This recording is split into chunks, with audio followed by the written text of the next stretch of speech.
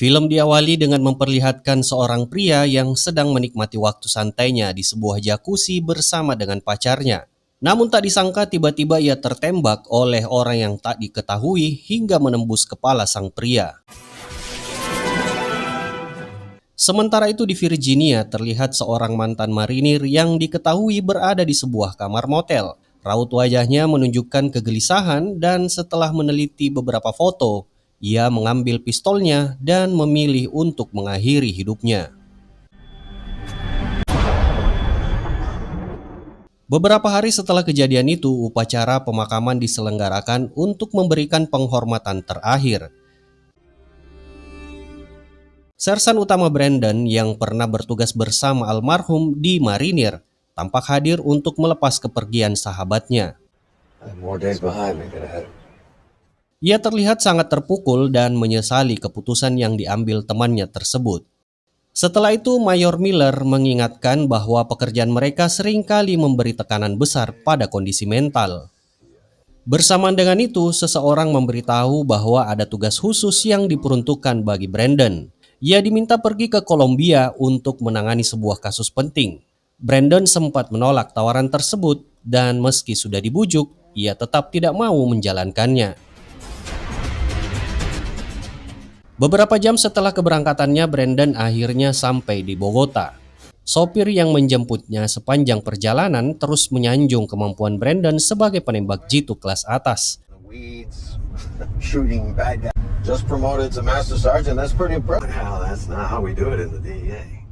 Setibanya di markas operasi, Brandon diperkenalkan kepada Santiago.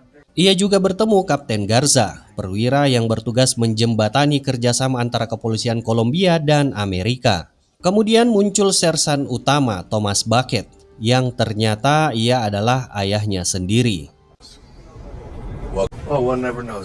Setelah itu mereka mengadakan rapat untuk membahas misi yang akan dijalankan.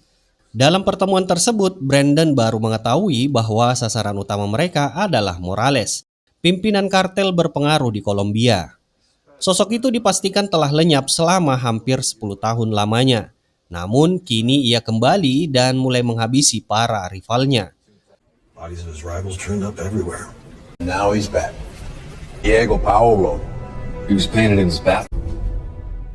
Tak lama kemudian, Intel memberikan informasi bahwa Morales diperkirakan akan datang ke peternakannya. Tim pun merencanakan penggerebekan dan mereka berharap Brandon bersedia menjadi penembak jarak jauh untuk operasi tersebut. Meski begitu, Brandon tetap kukuh menolak permintaan itu.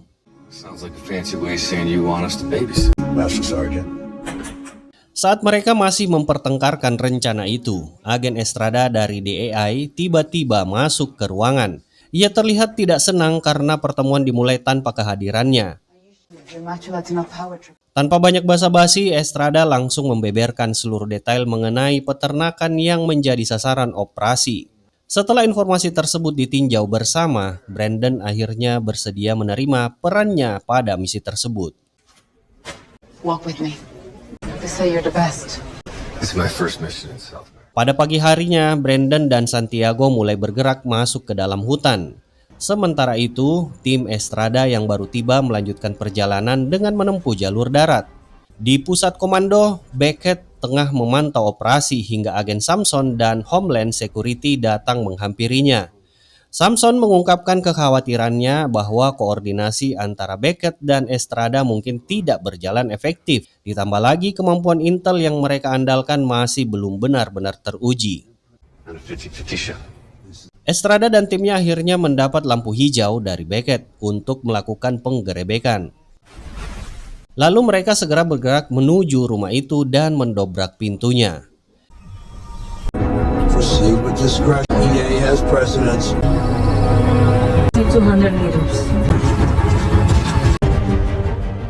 Namun sesaat setelah pintu terbuka, sebuah jebakan bom segera aktif hingga meledakkan seluruh bangunan.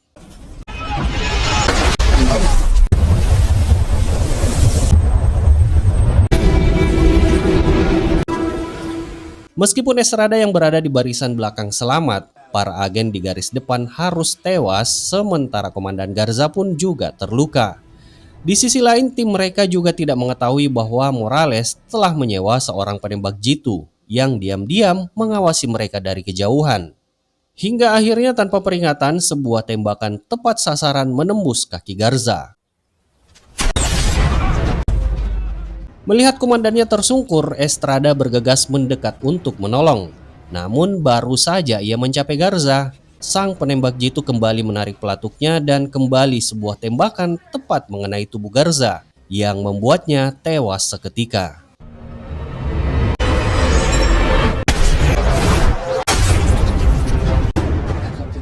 Akibat tembakan tersebut membuat Brandon berhasil melacak posisi sang penembak. Setelah terkunci, Brandon membalas dengan tembakan. Akan tetapi penembak jitu tersebut berhasil menghindar dan kabur dari tempat persembunyiannya. Usai insiden tersebut, mereka mulai menarik kesimpulan bahwa ada pihak dalam instansi kepolisian yang membocorkan informasi mereka. Sebab musuh seolah telah memprediksi akan kedatangan mereka. Dan yang membuat Brandon merasa ada kejanggalan adalah di mana si penembak jitu tersebut justru menanti akan kemunculan Estrada, yang artinya Estrada merupakan target utamanya sejauh ini. Di sisi lain, Samson sebenarnya ingin menghentikan seluruh misi, namun Estrada menentangnya. Hingga perdebatan panjang pun tak terhindarkan. Garza was a good friend and a colleague.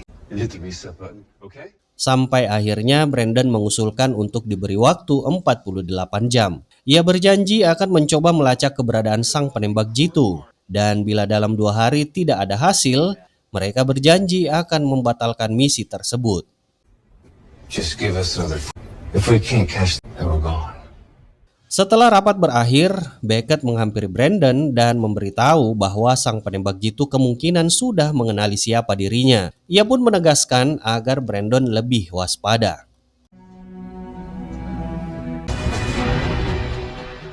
Tak lama kemudian, Brandon pun segera menuju ke rumah persembunyian DEI di Las Cruces. Sebab hanya tempat tersebut yang menurut para agen adalah tempat yang aman saat ini. Namun Brandon justru menganggap tidak ada tempat yang aman. Sebab bagi si penembak jitu, di ruangan manapun mereka berada, ada 90 dari 100 kemungkinan mereka bisa tertembak.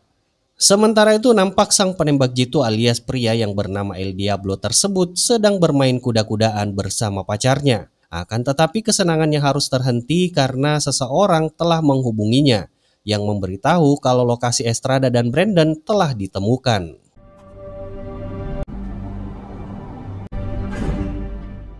Adegan lalu berpindah kepada Brandon yang sedang serius membaca sebuah artikel mengenai tewasnya sahabatnya. Dan tak lama kemudian Estrada datang menghampirinya untuk menyampaikan rasa terima kasihnya atas bantuan dan dukungannya hingga saat ini. Brandon lalu menjelaskan akan keanehan yang ia rasa pada kasus si penembak jitu. Namun Estrada justru tidak terlalu menghiraukannya. Karena ternyata ia juga lagi fokus-fokusnya ingin segera menangkap si Morales. What's your way? The one that killed Garza. Dengan sedikit kesal, Brandon menegaskan bahwa cara berpikir Estrada yang kolot tersebut justru membuat banyak orang kehilangan nyawa. Mendengar ucapan Brandon, Estrada pun langsung tersinggung dan pergi dari sana.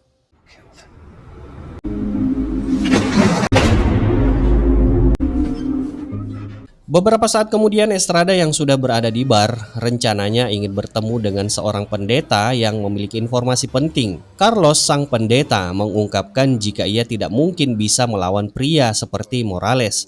Makanya ia pun menyarankan Estrada untuk menghentikan penyelidikannya. Yes, you are. I can't live with myself if I work out on this job. Namun Estrada menolaknya dan tetap kekeh melanjutkan misi. Jadi tak ada pilihan bagi Carlos untuk menolaknya. Di sini Carlos kemudian memberitahu bahwa penembak jitu itu dikenal dengan julukan El Diablo. Ia juga meyakinkan Estrada bahwa jika ke depan ada petunjuk baru yang ia temukan, ia berjanji akan segera menghubunginya kembali. Trust nobody.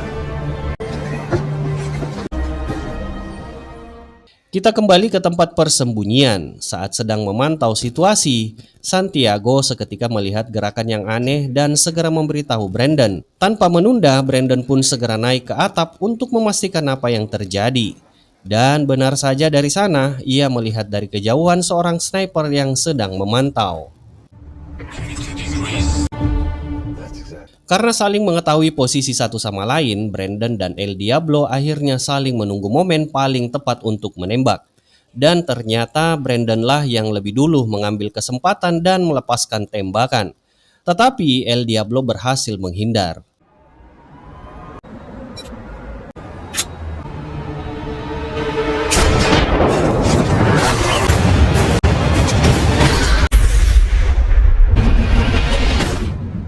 Ia langsung membalas dengan tembakan cepat yang hampir mengenai Brandon. Untuk mengecoh lawannya, Brandon sengaja menjatuhkan diri seolah ia sudah terkena peluru. Melihat hal itu, El Diablo mengira tembakannya telah mengenai sasaran. Keesokan paginya mereka memeriksa pecahan peluru yang tersisa dan menghubungi Miller untuk mencari tahu apa yang sebenarnya yang mereka hadapi. Miller kemudian menerangkan bahwa peluru itu adalah jenis amunisi canggih yang dipandu oleh teknologi laser, sehingga mampu mengikuti jalur yang diarahkan. Ia juga memperingatkan bahwa markas persembunyian mereka sudah terdeteksi dan tidak lagi aman, sehingga mereka harus segera meninggalkan tempat tersebut. Di lain sisi, Samson yang mengakhiri pertemuannya saat itu berjanji akan segera mengatur tempat persembunyian baru dengan meminta bantuan CIA. Sementara di tempat lain, di markas persembunyian Morales, sang bos kartel terlihat bersantai bersama para pengikutnya. Sambil bercanda, Morales memberi mereka nasihat agar tetap berani dan memperjuangkan apa yang mereka yakini sebagai hak mereka. To get ahead in this line of work,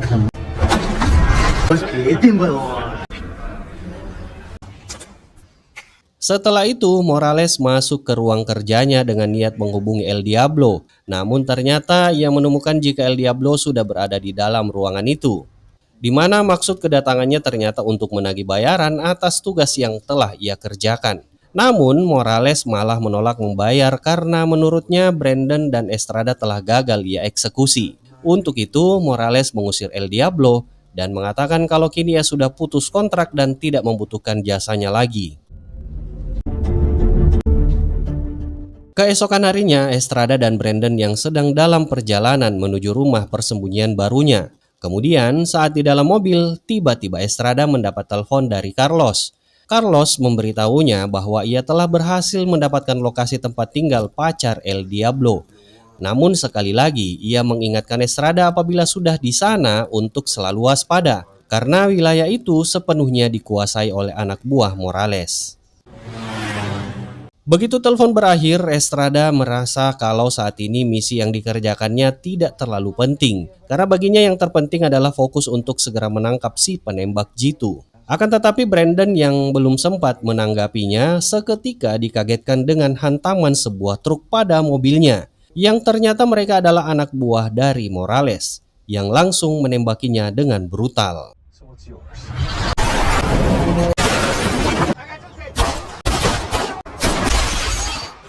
Brandon dan para polisi yang bersama mereka langsung membalas serangan itu. Saat mereka bertarung, Estrada pergi menuju alamat pacar Diablo. Pertempuran pun berakhir dengan semua preman Morales yang tewas, tetapi Santiago juga tertembak dan tewas di sana. Di saat yang sama, Brandon juga tanpa sengaja melihat pesan dari Carlos yang masuk ke ponsel Estrada. Sementara itu setibanya di lokasi yang dituju, Estrada segera menyadari bahwa banyak pria di sekitar sana menatapnya dengan curiga. Namun hal itu tidak jadi masalah dan Estrada segera mendatangi sebuah rumah dan mengetuk pintunya. Barulah kemudian muncul pacar dari El Diablo yang bernama Maria. Namun bukannya menyambut, Maria malah menutup pintunya. Tapi seketika Estrada memperlihatkan lencananya kalau ia adalah petugas. Aksi keributan itu sempat memancing para preman di sana mendatanginya, dan Maria pun refleks mendorong Estrada hingga terjatuh dan langsung ditangkap oleh para preman di sana. Namun tak ingin tinggal diam, Estrada melakukan perlawanan semampunya. Estrada sempat berhasil memukul beberapa dari mereka, tetapi karena jumlah mereka jauh lebih banyak, ia tetap saja kalah dan ditumbangkan. Tapi saat itu Brandon muncul dan mulai menembaki para preman. Beruntung Brandon muncul tepat waktu dan mulai menembaki para preman.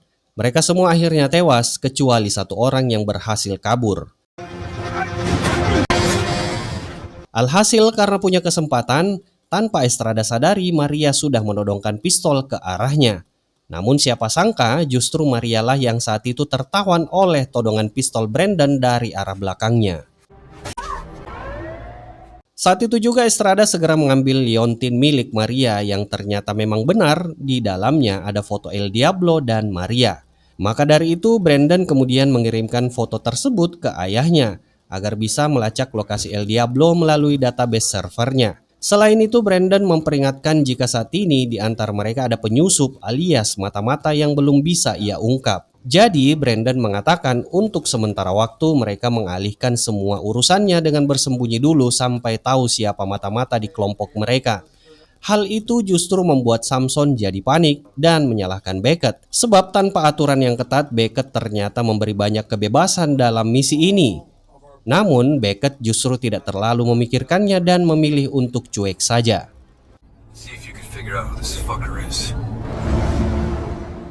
Sementara itu Estrada membawa Brandon ke tempat persembunyian Om Carlos agar mereka tidak terlacak oleh musuhnya.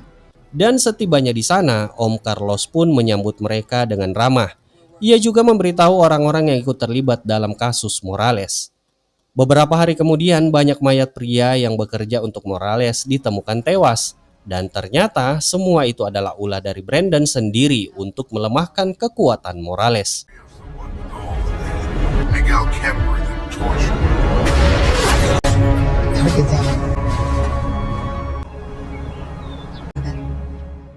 Pada malam harinya Brandon sedikit curhat tentang temannya yang bundir. Lalu ia pun merasa takut hal serupa bisa menimpanya. Carlos yang mendengar hal itu lalu berkata bahwa satu-satunya cara untuk menghindari nasib seperti itu adalah dengan memaafkan diri sendiri atas kesalahan dan kerugian yang pernah ia sebabkan. Sementara itu Morales menyusup ke lokasi El Diablo dan berusaha membujuknya agar menghentikan Brandon dengan menawarkan imbalan uang yang sangat menggiurkan. I'm sure you've heard. In fact, You fired me. let's not argue. Dan di tempat lain, Samson dan Beckett menelpon Miller untuk melaporkan bahwa El Diablo yang sebenarnya bernama Enrique dulunya merupakan penembak jitu dalam unit pertahanan militer. Setelah menerima informasi tersebut, Samson meminta Miller menarik Brandon dan Estrada dari operasi, tetapi Miller tetap bersikeras melanjutkan misi. This isn't the way it was scripted. Any word from Brandon? Sementara itu El Diablo menyewa seorang pria untuk melacak keberadaan Brandon dan Estrada. Tak lama kemudian orang itu akhirnya mengungkapkan bahwa Pastor Carlos lah yang telah menyembunyikan mereka. There are no secrets to me. You better remember. Menjelang sore, Estrada mendapat pesan dari Carlos yang memintanya datang ke alun-alun pukul 10 malam. Namun begitu Estrada mencoba menelponnya, Carlos sama sekali tidak menjawab. Estrada dan Brandon lalu masuk diam-diam ke sebuah bangunan di seberang alun-alun. Dari sana mereka mengamati area sekitar, berharap menemukan tanda-tanda kehadiran El Diablo. Nothing real. This guy's better than that. Beberapa jam berlalu hingga sebuah truk berhenti di dekat taman. Sekelompok orang turun dan melakukan sesuatu yang tampak mencurigakan. Dan tak lama setelah truk tersebut pergi, keduanya langsung terkejut melihat Carlos yang sudah tergantung di salah satu pohon. Hal itu sontak membuat Estrada spontan ingin berlari menolongnya, tetapi Brandon segera menahannya dan mengingatkan bahwa keadaan itu bisa saja hanya tipuan. You go out there, you're dead. That is exactly what he wants. Setelah menunggu beberapa saat, Brandon akhirnya mengambil keputusan untuk mencoba menyelamatkan Carlos dengan menembak tali gantungannya. Tembakan pertamanya meleset, membuat posisi mereka langsung diketahui oleh El Diablo. Namun untungnya pada percobaan kedua, Brandon berhasil memutus tali itu dan Carlos pun terjatuh ke tanah. Tanpa memberi waktu, El Diablo langsung menembaki mereka. Brandon dan Estrada berhasil menghindar dan melarikan diri. Makanya El Diablo mengubah arah birikannya ke arah Carlos yang saat itu dalam posisi terbuka. Keesokan harinya seluruh warga desa termasuk Estrada dan Brandon berkumpul untuk memberikan penghormatan terakhir kepada sang pendeta. Suasana duka menyelimuti mereka. Di waktu yang sama Brandon tiba-tiba melihat pria yang sempat kabur beberapa waktu lalu. Tanpa ragu ia segera mengejarnya dan berhasil meringkusnya. Awalnya pria itu bersikeras tidak mau membuka mulut. Namun ketika Brandon menyinggung soal kematian sang pendeta, ketegarannya runtuh. Ia tampak gugup, lalu akhirnya mengaku dan mau membocorkan lokasi persembunyian Morales.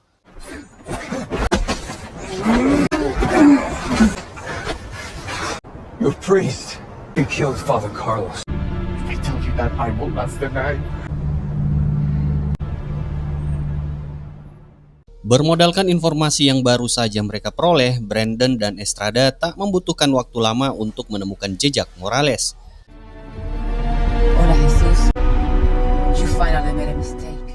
Tak lama kemudian, Morales pun dibawa dalam pengawalan ketat dan akan diterbangkan ke Miami untuk menghadapi proses peradilan. Tepatnya di area pangkalan udara Reservoir, Florida.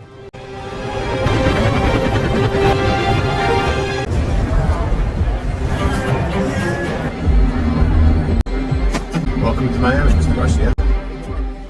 Di tempat lain, para anggota tim berkumpul bersama Miller untuk menyusun strategi pertahanan, sebab mereka yakin bahwa El Diablo akan mencari celah untuk melancarkan serangannya ketika Morales dipindahkan ke Miami untuk diadili. Miller juga mengungkapkan bahwa peluru khusus yang dipakai El Diablo ternyata hilang dari gudang penyimpanan DEI. Hal itu membuat mereka yakin bahwa ada orang dalam, baik di antara pihak mereka sendiri maupun di kepolisian, yang bekerja sama dengan El Diablo. Pada saat itu, Brandon muncul untuk membantu proses pengangkutan. Ia lalu memaparkan rencana yang telah ia susun.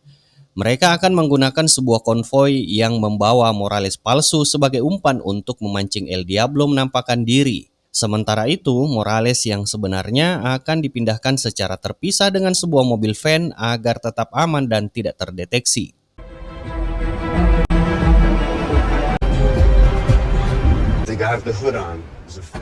Setelah itu, Estrada, Brandon, Miller, dan Samson naik ke atap gedung untuk mengambil posisi sebelum El Diablo muncul. Tak lama kemudian, konvoi umpan yang membawa Morales palsu meninggalkan pangkalan udara. Sementara itu, di lokasi lain, gerombolan preman sudah menunggu. Anehnya, mereka membiarkan konvoi lewat tanpa gangguan. Mereka baru mulai bergerak ketika sebuah van muncul dari kejauhan. Seolah-olah mereka sudah mengetahui rencana pengalihan tersebut sejak awal.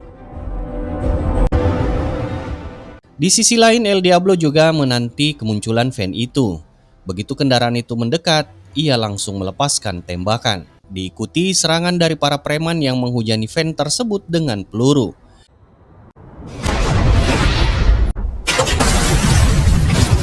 There you go. Dari posisi mereka di atas gedung, Miller segera membalas dan menembak para penyerang satu persatu.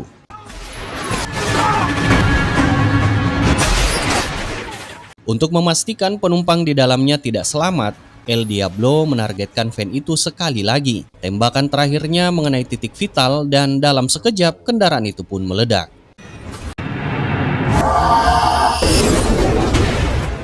Setelah mengetahui posisi El Diablo, Brandon hanya membutuhkan beberapa detik untuk mengunci bidikannya. Lalu menembaknya cukup dengan sekali tarikan pelatuk hingga El Diablo pun tewas di tempat.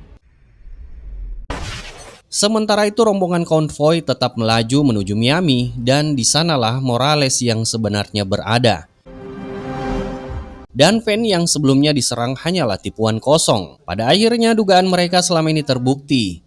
Jika Samson adalah pengkhianat dan mata-mata yang membocorkan setiap pergerakan mereka. Samson berusaha keras membantahnya, namun tim IT Miller telah berhasil meretas dan menyalin data dari ponselnya, di mana seluruh riwayat pesannya dengan El Diablo maupun Morales menjadi bukti nyata keterlibatannya. Karena sudah terpojok, akhirnya Samson mengakui seluruh perbuatannya.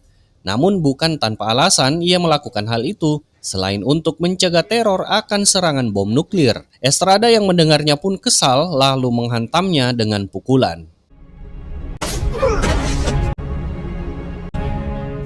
Di akhir film, setelah Samson berhasil diamankan, Miller kembali ke Washington, sementara Beckett menyatakan keinginannya untuk pensiun.